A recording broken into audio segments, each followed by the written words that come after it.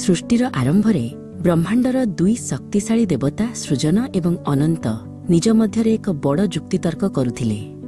ସୃଜନ କହୁଥିଲେ ଯେ ସେ ସମଗ୍ର ସୃଷ୍ଟିର ସ୍ରଷ୍ଟା ହୋଇଥିବାରୁ ସବୁଠାରୁ ଶ୍ରେଷ୍ଠ, କିନ୍ତୁ ଅନନ୍ତ ନିଜକୁ ବିଶ୍ୱର ପାଳନକର୍ତ୍ତା ଭାବରେ ଅଧିକ ଗୁରୁତ୍ୱପୂର୍ଣ୍ଣ ବୋଲି ଦାବି କରୁଥିଲେ। ସେମାନଙ୍କ ଅହଙ୍କାର ବଢ଼ିବାରେ ଲାଗିଥିଲା ଏବଂ ଶାନ୍ତି କେଉଁଠି ହଜିଯାଇଥିଲା। ହଠାତ୍ ସେମାନଙ୍କ ସାମ୍ନାରେ ଏକ ଅଦ୍ଭୁତ ଦୃଶ୍ୟ ଦେଖାଗଲା। ଆକାଶରୁ ପାତାଳ ପର୍ଯ୍ୟନ୍ତ ଏକ ବିଶାଳ ଜ୍ୟୋତିର୍ଲିଙ୍ଗ ବା ଆଲୋକର ସ୍ତମ୍ଭ ଦଣ୍ଡାୟମାନ ହେଲା।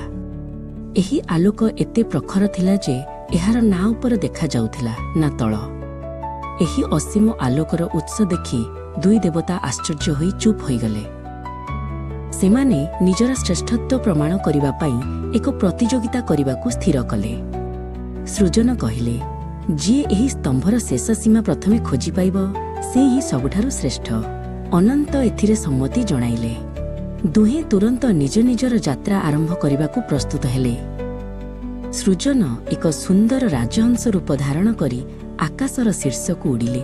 ଅନ୍ୟପଟେ ଅନନ୍ତ ଏକ ବିଶାଳ ବରାହ ରୂପ ଧାରଣ କରି ମାଟି ଖୋଳି ପାତାଳ ଆଡ଼କୁ ଗଲେ। ଦୁହେଁ ବହୁ ବର୍ଷ ଧରି ଖୋଜିଲେ, କିନ୍ତୁ ସେହି ଆଲୋକ ସ୍ତମ୍ଭର କୌଣସି ଅନ୍ତ ନଥିଲା। ଏହା ଯେମିତି ପ୍ରତି ମୁହୂର୍ତ୍ତରେ ବଢ଼ିବାରେ ଲାଗିଥିଲା। ବହୁ ସମୟ ପରେ ଅନନ୍ତ ବୁଝିପାରିଲେ ଯେ ଏହି ଆଲୋକ ଅନନ୍ତ ଓ ଅସୀମ। ସେ ନିଜର ଅହଙ୍କାର ତ୍ୟାଗ କରି ପରାଜୟ ସ୍ୱୀକାର କଲେ ଏବଂ ମୂଳ ସ୍ଥାନକୁ ଫେରିଆସିଲେ। କିନ୍ତୁ ସୃଜନ ହାରିବାକୁ ଚାହୁଁନଥିଲେ। ସେ ଉପରକୁ ଯାଉଥିବା ସମୟରେ ଦେଖିଲେ ଯେ ଆକାଶରୁ ଏକ କେତକୀ ଫୁଲ ଧୀରେ ଧୀରେ ତଳକୁ ଖସୁଛି।